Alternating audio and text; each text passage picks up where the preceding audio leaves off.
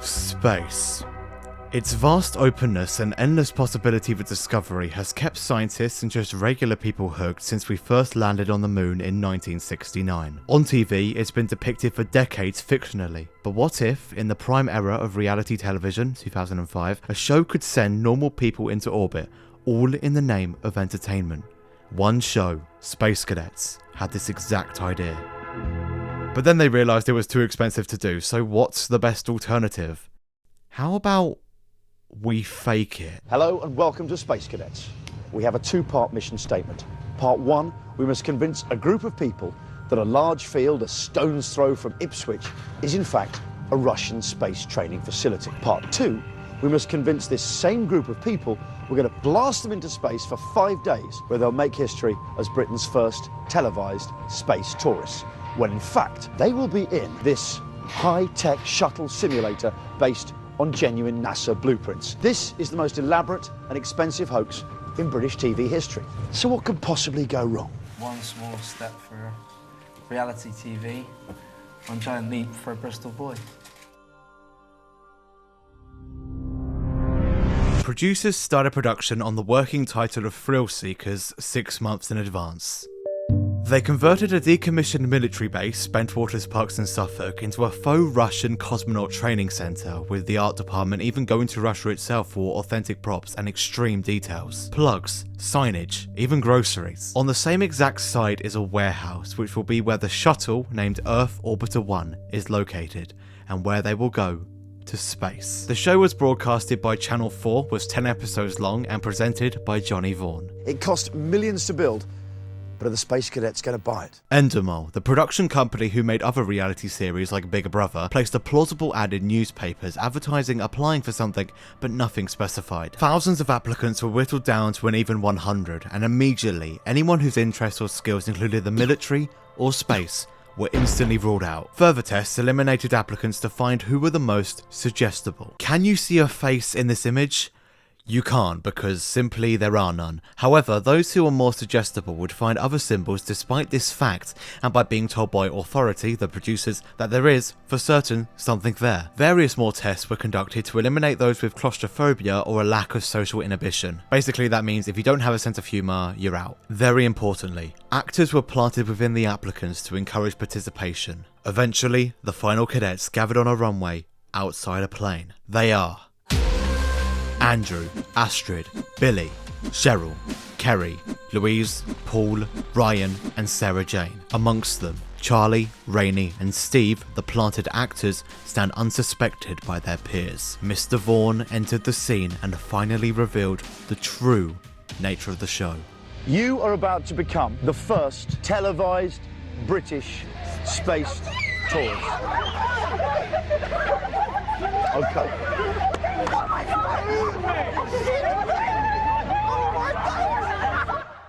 This plane went nowhere. It circled around the east coast of the UK to a place that would only take an hour and a half by car. While they were suspended in the air, final checks were underway to rehearse actors, set up scenery and prepare crew for landing in quote-unquote Russia. Upon landing, one by one they are called off by a man with a Russian accent and they are transported to the base, complete with a checkpoint littered with barbed wire fences, dogs and horny security guards. Welcome to STAR, the Space Tourism Agency of Russia. That's an acronym, by the way, that only works in English. They get sent to their new living barracks and prepare for 3 weeks worth of training. In the words of STAR's mission motto, Eto ni raketstreni, which roughly translated, for any of you whose Russian is rusty, we the adventurers. Alongside physical tests, they are all given extensive lectures, the majority of the teachings being true facts, but a small minority is just made up nonsense. Here's why. 80% of what they've been taught is absolutely bona fide, along with, of course, the physical training stuff that Val's giving them. So they really are getting a lesson in something. But obviously, to avoid their suspicions being raised, we have to bend the truth a little bit and create our own kind of space world. For example, these buttons genuinely don't work, so we have to think of a way of avoiding their questions. Well, why can't we press a button? So we have to do that to avoid that. That's the real thinking behind our mischief. For example, this man discusses Laika, the first animal, a dog, to orbit the Earth. That's true.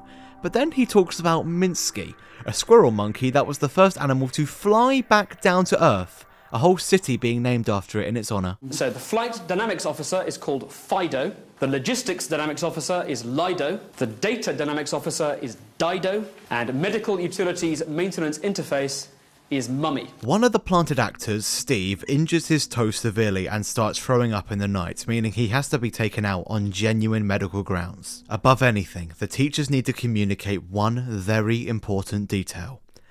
There will be no zero gravity on their mission. Or more specifically, coming up with a good cover story to explain why the cadets will not experience weightlessness in the shuttle, the big thing of space travel. Now, hurdles don't come much higher than dealing with zero gravity. You see, weightlessness is a pretty rare commodity in Ipswich. They obviously cannot recreate the very obvious feeling of weightlessness on a soundstage in the Midlands, so these corners are essential to be cut in order to make the mission genuinely plausible, at least to them. That's the benefit of being cut off from the outside world. The fact is that gravity is like just about anything else. Once you understand it, you can actually control it. I think you could tell this group anything about space and they would believe you. The actual lie here is that by using an artificial gravity generator, the technology is able to simulate gravity, locking them to the ground despite being out of orbit. A second important detail is that the shuttle will not be taking off vertically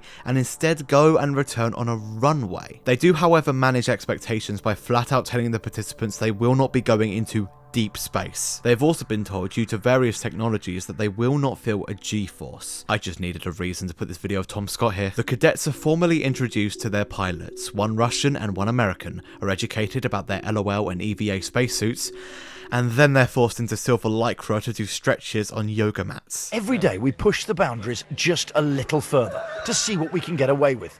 But this might be a step too far. Two groups are allocated into a simulated shuttle where they enact tests of their teachings in the cramped conditions they were tested on at the very start. They practice checking health statuses, making food, and using the bathroom correctly.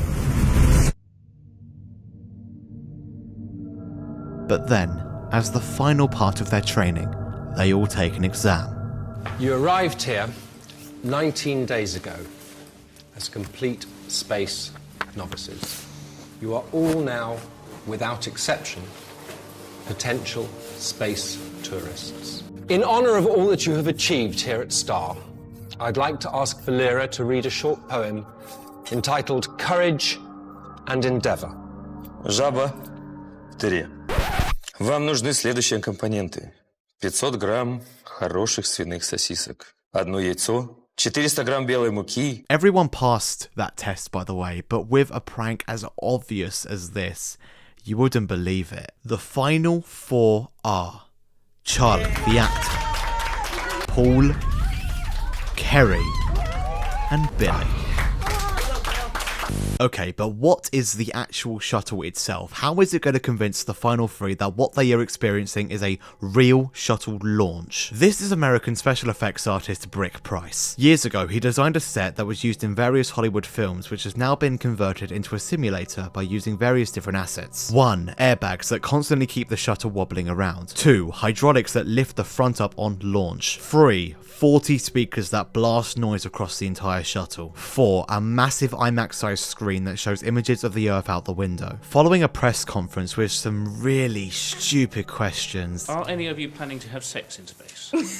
The final four take a look at the nose of their shuttle, which in reality is just a model with a bit of lighting and smoke effects. This is like out of a film, isn't it? They then go to Mission Control, which was genuinely used back in the Cold War, but now is populated with actors, and the Capcom is actually just the sound guy. They walk through a thin steel corridor, and at the end they embark onto the shuttle, Earth Orbiter 1.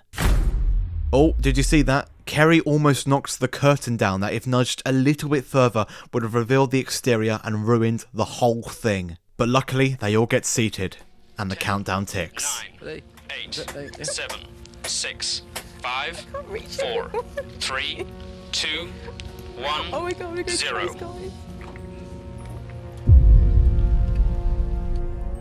They haven't took off.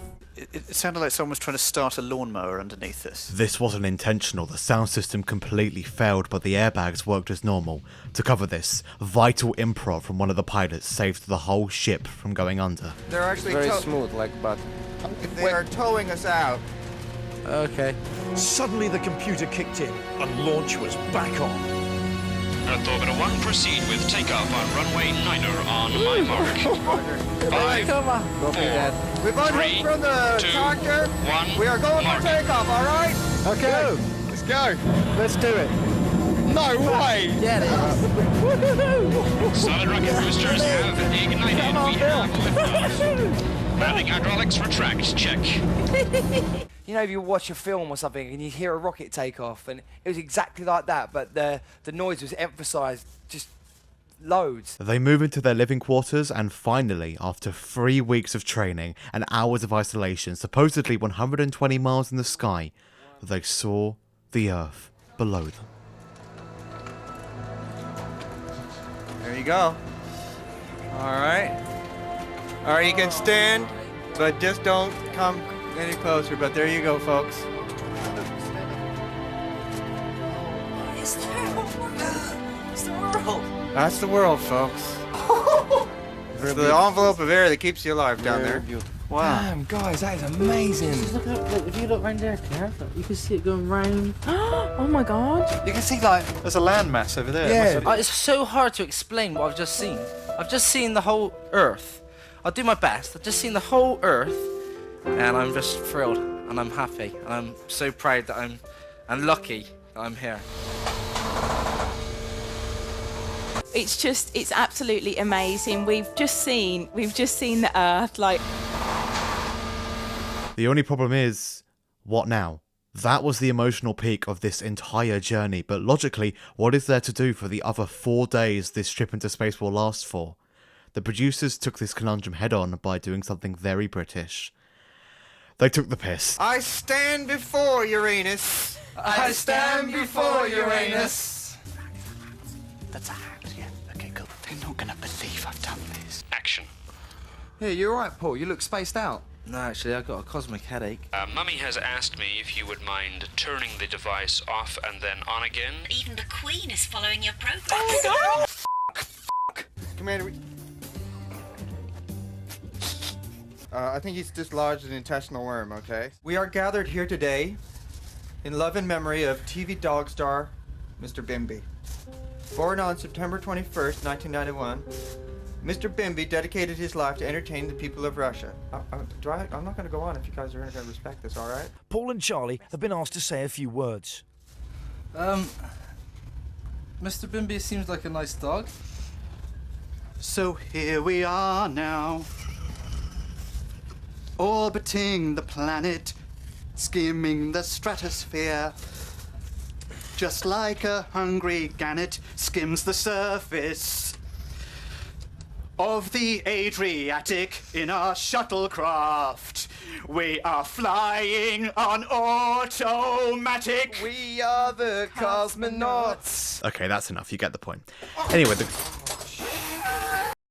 back in the barracks, the remaining participants sit in their group, now 4 smaller, and producers enter to finally break the illusion. We're still in England. Where the hell are we? We're still in England. You're in Suffolk, near Ipswich. Star, not real island then? Star? No, Star is a fictitious company. Everything. Oh, there was 3 actors amongst us. Charlie? I knew Rain was that top. Cut back. The 3 cosmonauts, except Charlie, as he was apparently ill with worms, are put into a pod, and Johnny beams his signal to the lone screen. Congratulations, you've successfully taken part in a TV first. But perhaps... It feels like we're still on the ground. It didn't even feel like we were like going up at all.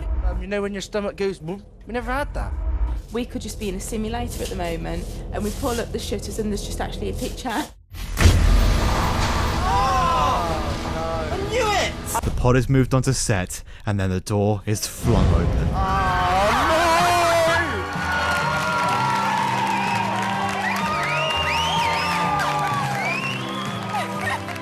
Oh, heroes! Piece by piece, they learn the true nature. They aren't even in Russia. The teachers, leaders and Charlie were actors, and the final 3 cosmonauts received £25,000 each for making it the furthest, with everyone else getting a smaller £5,000 each for being good sports. To top it off, they were all sent to Russia for real to experience a genuine zero-flight experience. Johnny sums it up perfectly. Do you know what? You've actually gone through things that we'll never experience here, because you actually believed you're going to space. Now, it's what you like about it, it's an illusion, it's fake, but at the time, you've known what it's like to believe you're looking at the Earth from a space shuttle. I'll never have that. And anyone who ever normally goes into a simulator knowing they're going to a simulator never has that. But you've actually had that experience. You've actually looked at the Earth and felt those things. All in all, Space Cadets is a show you get when you overestimate the boundaries of reality TV, spend millions making it happen, and then when you cut the right corners and end it in a way so anticlimactic, it allows it to drift away into the thousands of other TV programs, forgotten, and it's only reignited when we discuss it. Thank you to Mr. Ratrox, Gaxmew, Killjoy and GEWR, your real ones. With the show, give it 20 years and we'll probably try it again.